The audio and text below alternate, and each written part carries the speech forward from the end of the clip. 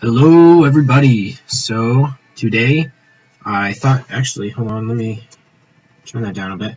So today I was thinking that um, we would go through and I would explain some probably more beginner level stuff. So for those that are like mid game and high game, you probably will know a lot of this, but there should be some stuff that you guys might not know, and hopefully there's some information that you guys can take away from this. So what I want to go over is monster grades and how that correlates to the awakening materials, because I've actually, and some of the guildmates too, have seen a lot of people asking about this, and so hopefully this can clear things up, and that way you guys will know why certain monsters have higher essences to awaken and some monsters have lower essences to awaken. And I'm not talking just about 4-star, comparing 4-star to 3-star or 4-star to 5-star. There are some 4-star monsters that have more essences to awaken than regular 4-star monsters, and then there are some 4-star monsters that have less essences to awaken than other 4-star monsters. So we'll go straight into it, and we'll go ahead and break it down. So basically the way this game works is it breaks things down into 6 different levels of grade, and that's 1-star, 2-star, 3-star, 4-star, and then 5-star, and then 6-star. And basically, you can summon anywhere from 1-star to 5-star. 1-star and 2-star monsters are summoned from unknown scrolls, which are the lowest form of scrolls. 3-star monsters are also lucky pulls from unknown scrolls, or they're the regular pulls from mystical scrolls and crystal summons and elemental scrolls and light and dark scrolls. So basically, these are the most basic form monsters. Usually you will get more 3-star monsters than anything, unless you open a ton of unknown scrolls for farming and fodder monsters and stuff like that. So, and honestly, most of the gameplay actually revolves around 4-star and 3-star monsters, just because of the rarity of natural 5-stars.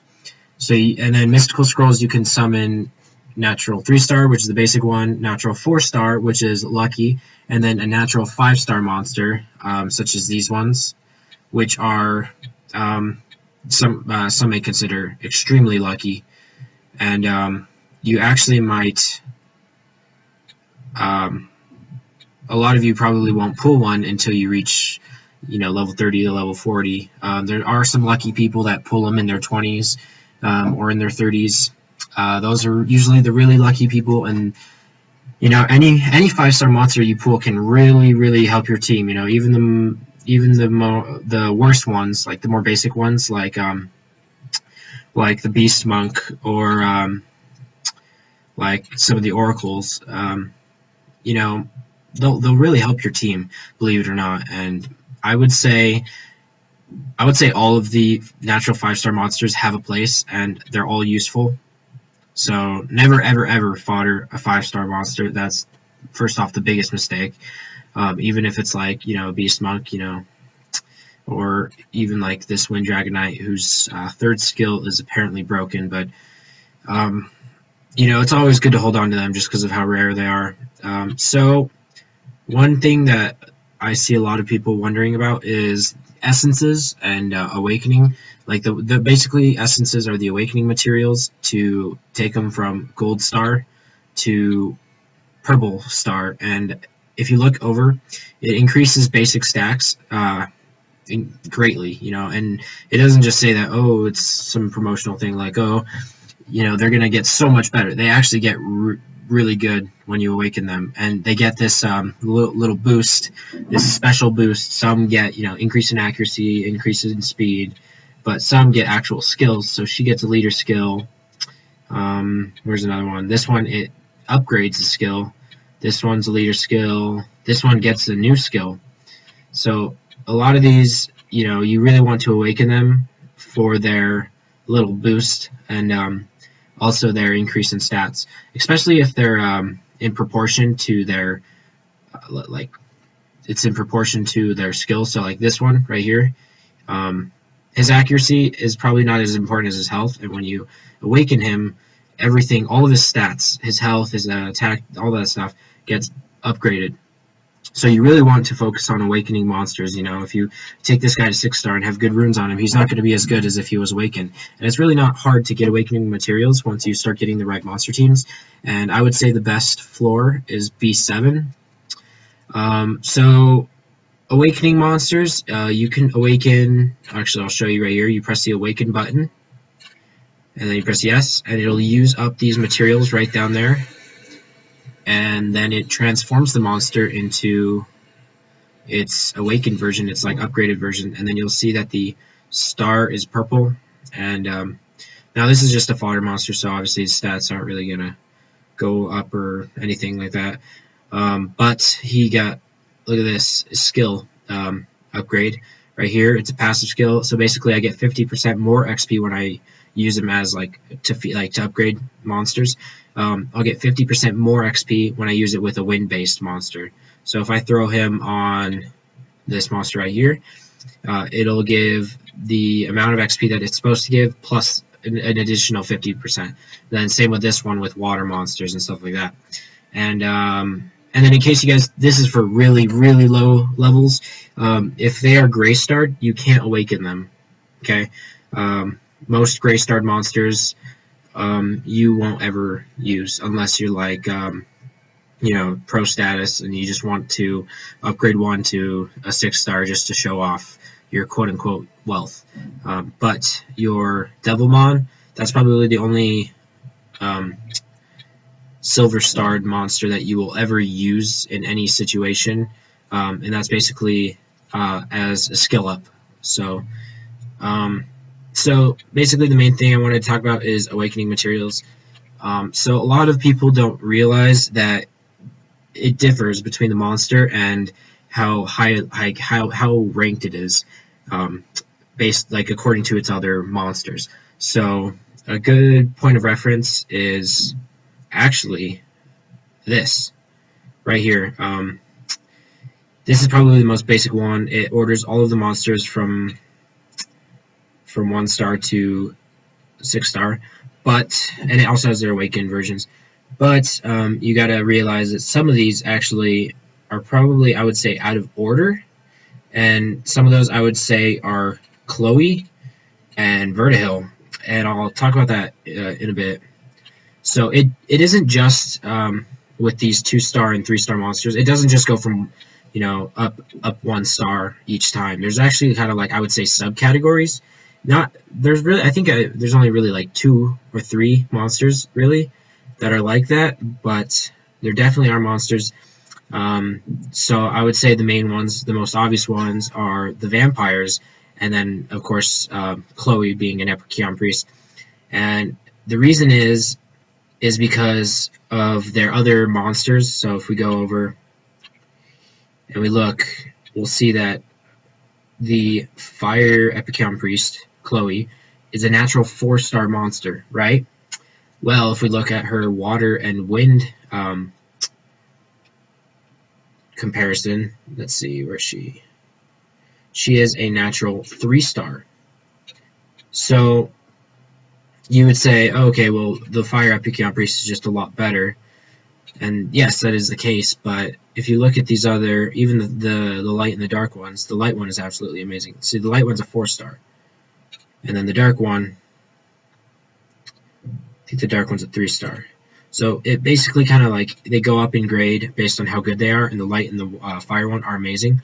But they're still considered, not really, but in-game, based on their awakening, they're still considered natural 3-stars. So their awakening materials, I already awakened Chloe, so I can't show you, but their awakening materials are the exact same as the natural 3-stars. So that's why in my video where I summoned Chloe, I awakened her right away, because I had the 20 medium essence, and then the 5 low essence, and same with the magic. So all of these, it still applies to Chloe. So she only needs medium and low essences, where if you look at a natural 4-star monster, you need high essences.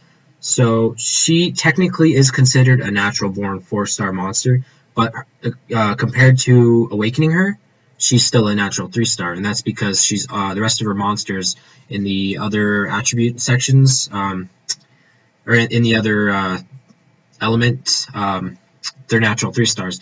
Now, it's the exact opposite for Vertihills. He's a natural 4-star, but he actually has more awakening materials. So he needs 12 highs instead of the normal 10 and then 5. So you need 10 magic high essences, which is double of that of the regular natural 4-stars, and then he requires 12 in comparison to the 10 that it requires for other natural 4-stars, and that's because of the light and dark ones. The light and the dark vampires are natural born 5-stars. Now, I don't know what CompTOS had in mind with this. Maybe they considered these vampires kind of higher grade than the other natural 4-stars, which doesn't make very much sense to me because the only good vampire between fire, water, and wind is the fire one. I've never ever found a water one useful, and the wind one is really situational, and you really need a team built around him if you want him to hit hard. And the light one, not very good. His just in my opinion, his third skill, his passive, is kind of easy to get around. Critical hits aren't hard to get off, especially on a light and dark attribute. When you get higher up, just because it's easy to throw on one monster with high crit. And then continuous damage. Excuse me. Continuous damage too is not hard to do. Granted, he does get more resistance when you awaken him, but even then, it's not hard to get a critical hit. If he could only die from continuous damage, that would make him insanely better. But critical hit is included, so you just need to bring like a dark monster, or even just bring in any monster with high crit, and he's done for, So, but the dark monster, on the other hand, I would say is kind of like a dark, or it's an upgraded version of Amen, whereas it recovers the HP of an ally by 30% of the damage inflicted, and recovers the attack bar of all allies by 30% if you kill an enemy. So I think this could be very useful. So it's kind of like I would say,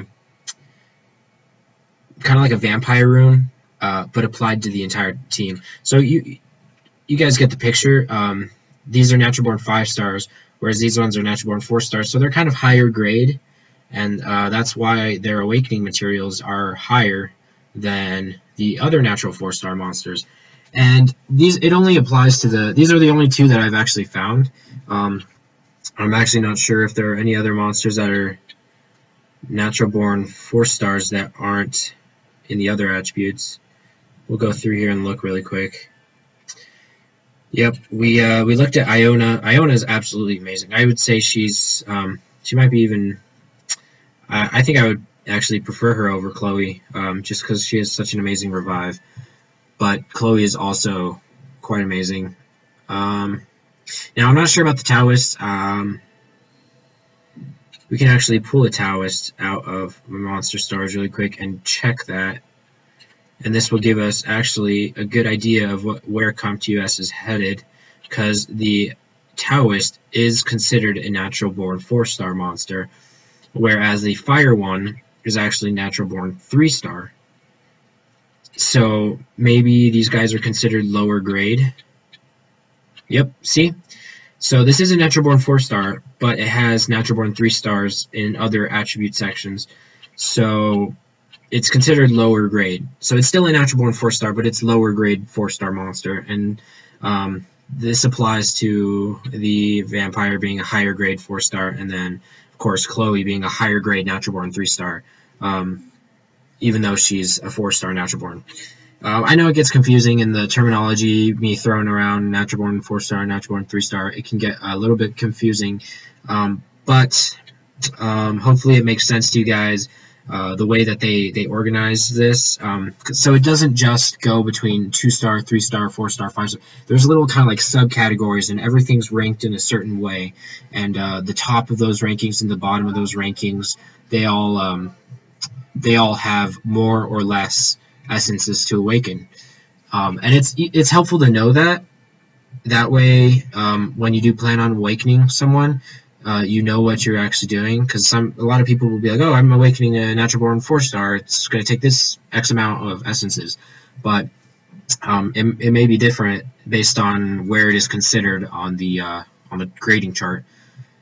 So I think, so this Skydancer is considered a natural born 5-star, and I think the dark one is 2. Unfortunately, I have not gotten a Skydancer yet.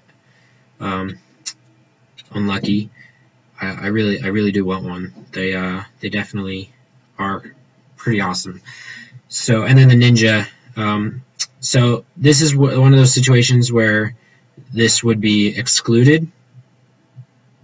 The ninja is a natural born 5-star.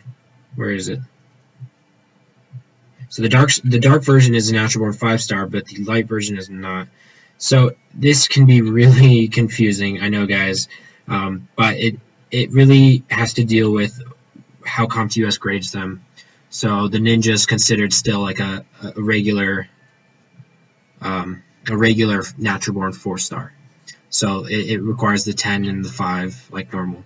So I would say and I don't know about the Skydancers. If you guys know about the Skydancers, how many essences they take to awaken, if I'm not mistaken, it's 10 and 5. Then correct me if I'm wrong in the comments, just so I don't spread any misinformation. The monsters are all ranked in a certain way of where they are for essences in awakening.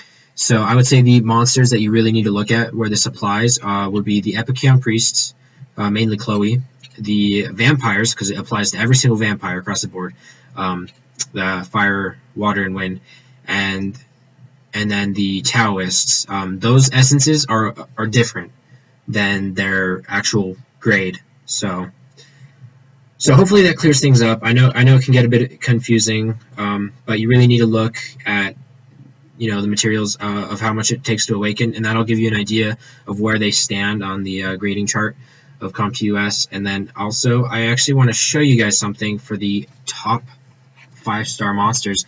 Actually, Juru Senpai messaged me this, and this is actually a really, really, really good comparison. I actually agree with this.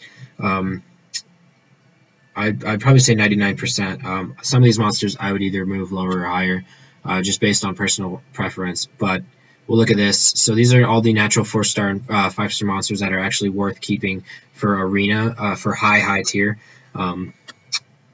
So if we look down here, we see the Wind Dragon Knight.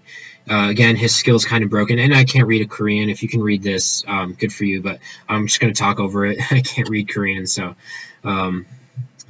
Fedora, actually, this is a little bit outdated. Fedora is actually good now. Keep him. He will really help you if... actually, I'll pull this up, because I want to show you... I think I have him in monster storage. I want to show you his 3rd skill. It's upgraded, and it is absolutely fantastic now. I'm going to be using him for fire-based dungeons.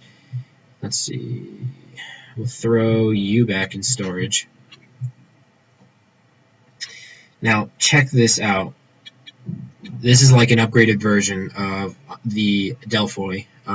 So it protects all allies from death for 1 turn. That means their health can't go below 1. They will not die for 1 turn. And if you have Michelle on your team, you can actually extend that. Or there's other monsters that can extend the duration of the effects. Actually, it might just be Michelle and Iona. I think those are the only 2 that do that. Because Iona, I think it does that with her heal too. Oh no, she doesn't. Never mind. I'm wrong. I thought she did that. I think maybe it's just Michelle then. There might be another one. If there is, then you guys know that. But his 3rd skill protects from death for 1 turn. That's really helpful if you're low in health when you're removing the effects and your monsters can't get any heals off because they're not fast enough to go. Then at least they won't die. And it removes all harmful effects and gains immunity for 2 turns. So Delphoi has for 2 turns and heals. So this one doesn't heal, but it protects from death. So I guess it kind of It depends on which one you need more. The heal is definitely good with Delphoy. I think Delphoy, or Delphi, is it Delphi or Delphoy? Delphoy, yeah. She is actually, I would say, one of the better immunity buffers. I'd say the best one is definitely the Fire Archangel. Obviously, he's a natural 5-star. But Delphoy and the Water Death Knight, Fedora, both have really good immunity buffs. Now, I would say the death prevention probably won't last you a long time. It's helpful if you're having trouble on something and your monsters just aren't fast enough. They're not getting the speed buff that they need, or there's like a speed debuffer on their on the enemy team for maybe like say like Trial Ascension. Then this helps you if your monsters can't get their skills off fast enough. Well, this will at least guarantee that they go at least in the next turn. And of course, I think this is the case. At least in personal experience, debuffs go off before buffs go off. So I think buffs go off after your turn and debuffs go off at the beginning of your turn. So if you have continuous damage effects and this is on, you won't die. The continuous damage effects will go. You'll go all the way down to 1. That's as far as it'll go. And then you will go on your turn, and then this this effect will go. So you can't die by continuous damage. So that's at least the way I look at it. So this is pretty helpful for certain fire teams. I know I'm going to be putting him on way later for fire teams in Trial Ascension. So keep him. I know a lot of people have fed him, and I can't say they really made a mistake. He was really trashy before the update. So sorry guys if you fed him. He's good now. If you have a Delphoy, you probably don't need to worry about it too much, but he's a good monster. Konamaya is an easy replacement for him if you don't have him, because this is also water attribute. And the recovery is not added. It is not 45%. It is 10% of the 15%. So it's 1.5% added every time you upgrade by 10%. So that's right there. That's 4.5% added. So it's about 20% recovery right there. So I know a lot of people have been mistaking that too. The only one where it adds are the debuff effects. So like right here, where's one? Right here. So disturbing the target's HP recovery for 2 turns with 50% chance. When it adds 10% for the harmful effect rate, that adds. So it'll be 60%, 70%, 80%. That's the only time that it adds. The other times for like healing and stuff like that, it doesn't add. It's actually multiplicative. I think I just butchered that, but you multiply the percentage times the original percentage, and then that's your that's what you add on to it. So like right here, recovery 10%, it would be 2.5% and 1.5%, and you add that every time you get plus 10%. So I think that's another thing that a lot of people have been mistaking. Now I'll just go through this really quick just so you guys know. Basing just on the like the grading of the actual 3-star monster, the medium essences will change greatly. So like right here, it's less low essences and more high essences, because the Epicurion priests are considered higher grade than someone say the Harpu, where it's less medium and more low. So that's usually a good gauge of how well they're going to be in terms of skills. Some though are less useful, like I would say a Fire Undyne. She has her uses, but she's not very useful. So I would say someone like a Michelle would be more useful, even though it requires more essences to awaken these. So there are the outliers where they don't really have much of a use compared to some of the lower grade monsters, especially some of the 2-star and 3-star monsters. There's some 2-star and 3-star monsters that are really useful, like Bernard, you know. But the essences and how much it takes to awaken them is usually a good gauge of how good that monster is going to be. Usually, sometimes it can be a little bit confusing, and sometimes it can be wrong. But so yeah, that's pretty much it on the essences and awakening. Just needed to clear that up because I know a lot of people have been mistaken that, and I've seen a lot of questions in chat. As long as some of my guild mates, they've been answering this question a lot. why is the vampire have 12 and 10 instead of 10 and 5? He's a natural born 4-star, and he almost has as many essences to awaken as a natural born 5-star monster. So that hopefully that clears it up, guys. And also, just quick note: the 5-star essences do not change. It will always be 20 high of the elementals and 15 of the magics for high essences. So on that note, I will leave you guys to it, and keep playing the game, keep getting better. That's basically what this is all about. That's what this channel is about, just making sure you guys get the information. I know a lot of stuff where I got my information was just learning and making mistakes and living off those mistakes and getting better from them. So hopefully you guys don't have to make them, because they can be costly in some situations. And yeah, so keep rocking it, guys. I will see you guys next time. And if you guys have a suggestion, if you want me to go over anything you're confused about, any monsters you want to review on, just leave a comment below. Also, I'm still doing some more summons. I've been doing quite a few summons, and I've got more. I've got a list of people that would want to do them. And so just shoot me an email or leave a comment below if you want me to do one, and you can just send me an email and a time where you won't be online, and I can get on and do some summons for you if you'd like to see them up on YouTube. So I will see you guys next time.